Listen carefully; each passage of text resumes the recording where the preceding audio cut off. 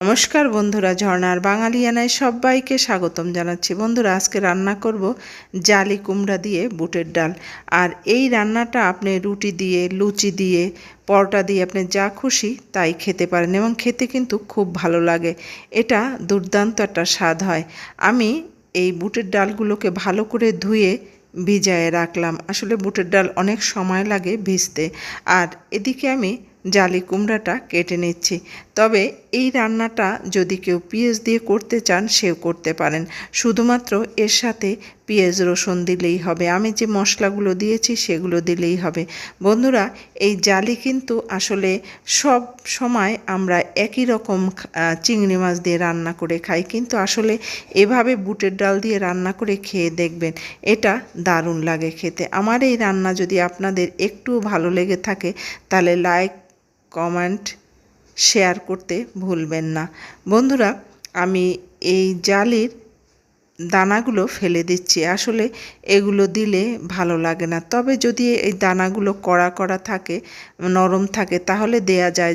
যখন একটু পেকে যায় বা বুড়ো হয়ে যায় তখন কিন্তু এগুলো দিলে ভালো লাগে না, তাই এগুলো আমি ফেলে দিচ্ছি।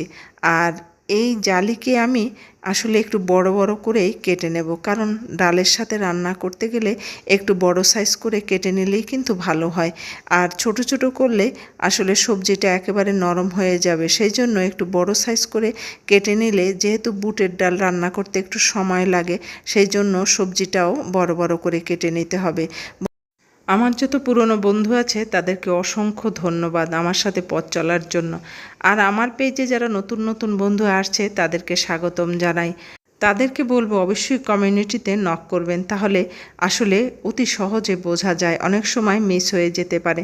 তাই নতুন নতুন বন্ধুরা যারা আসছেন তাদেরকে বলবো যাওয়ার সময় অবশ্যই কমিউনিটিতে নক করবেন, কমিউনিটিতে মেসেজ করবেন। বন্ধুরা, আমি এই বুটের ডাল সিদ্ধ দিলাম, আর এটা একটু সিদ্ধ হতে অনেকটা সময় লাগবে। যখন দেখবেন আসলে সিদ্ধ হয়ে গেছে, সামান্য একটু শক্ত শক্ত আছে, ডালিটা ঢেলে দেব।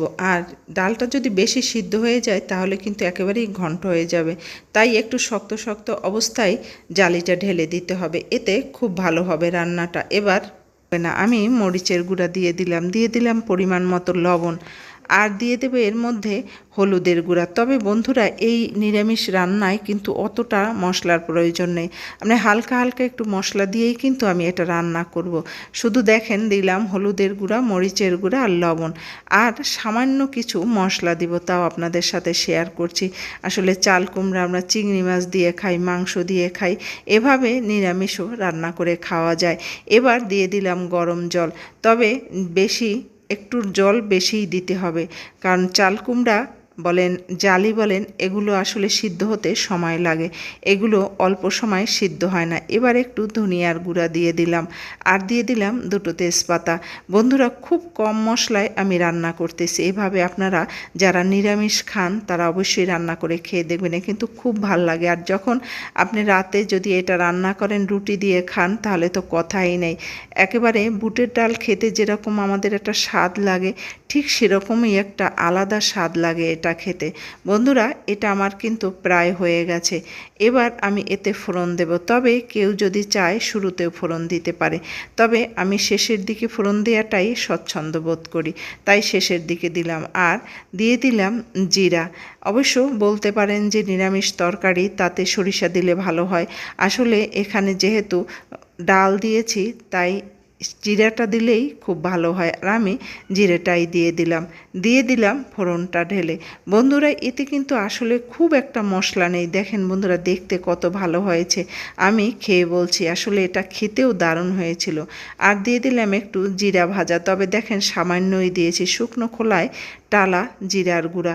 আমার কিন্তু আর কোনোটাই বাকি নেই। এভাবে রান্না করে আপনারা পরোটা দিয়ে বা রুটি দিয়ে খেয়ে দেখবেন, আসলে বাচ্চা বুড়ো সবাই খুব স্বাদ করে খাবে। বন্ধুরা, যে যেখানে বসে আমার এই রেসিপিটা এতক্ষণ ধৈর্য ধরে দেখলেন, সবাইকে অসংখ্য অসংখ্য ধন্যবাদ।